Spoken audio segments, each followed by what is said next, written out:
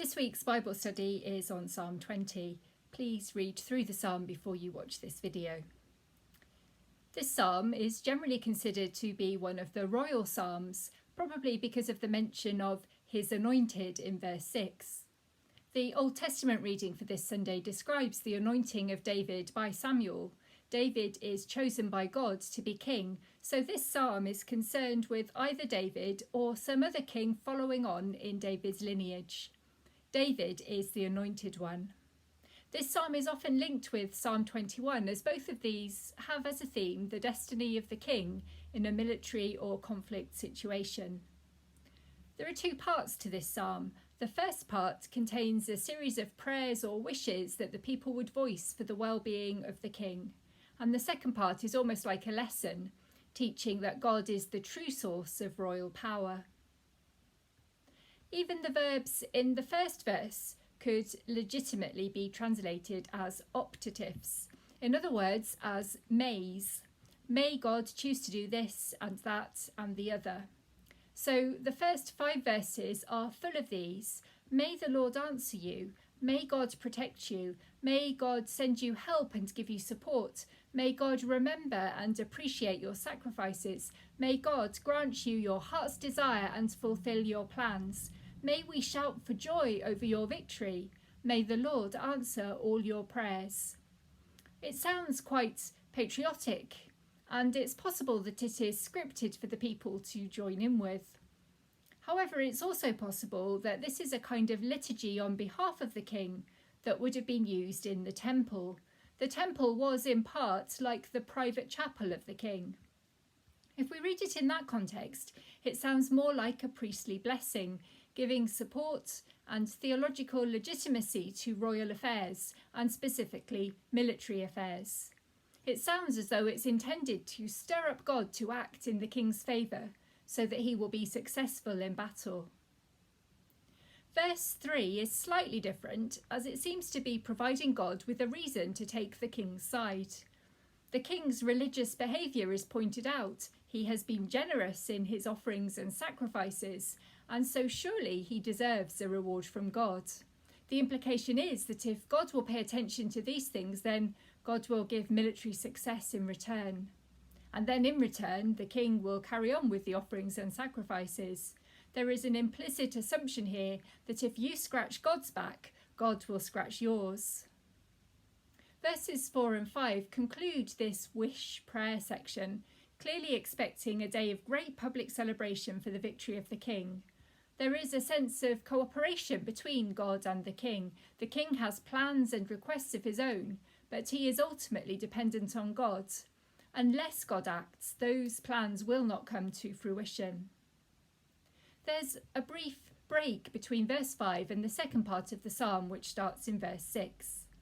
The end of the break is signalled by the phrase, "Now I know."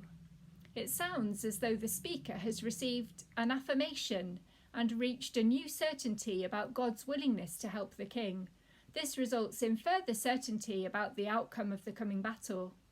This is designed to assure the people of God's blessing of the king and to legitimise the king's actions. There is confidence here that God will help. Verse 6 provides the response to the petition of verses 1 to 5, and the wishes for success of the king are transformed into certainty. Verses 7 to 8 provide the theological underpinning for this certainty and confidence. We're given a contrast between those who rely on horses and chariots, both of which symbolise military power, and those who rely on the powerful name of Yahweh.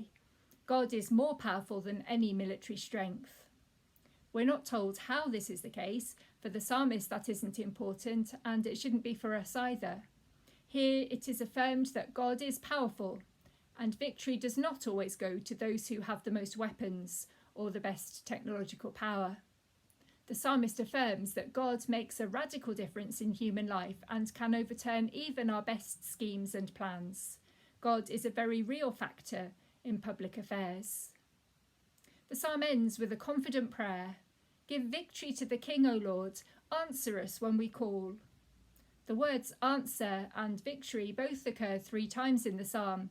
Here in this final verse, it's clear that the speaker, the anointed, truly believes that victory or liberation is entirely a gift of God and not a result of human strength or ingenuity. Walter Brueggemann writes, "The conclusion of this psalm is congruent with Karl Barth's notion of prayer. The proper position before God is one of need, and the proper speech before God is an asking from God for that which we ourselves cannot do. The king in this poem is indeed a man of faith and not of sight, a faithful practitioner of faith whose proper role is to ask and to receive." If you would like to reflect further on this psalm, there are some questions you might consider. Read through the psalm again 2 or 3 times, slowly and carefully. Try reading it aloud if you like. Take notice of any words or phrases that stand out for you. How do you respond to the dominant image in the psalm of God as warrior? What effect does the military imagery have on you? Does it help or hinder you? There is a quid pro quo element to this psalm. Because the king has been dutiful in religious devotion, there is an expectation that God should respond to that by making available God's power and strength in the service of the king. Can you think of any times when you've done something similar? Have you ever appealed to God to answer your prayers in a certain way based on your track record of reading the Bible or attending church or something similar? How do you respond to the confidence and certainty of the psalmist? Are there any times when you feel that you lack confidence in God's help? And how do you respond to the quote about Karl Barth's notion of prayer, in which our role is to faithfully ask and receive?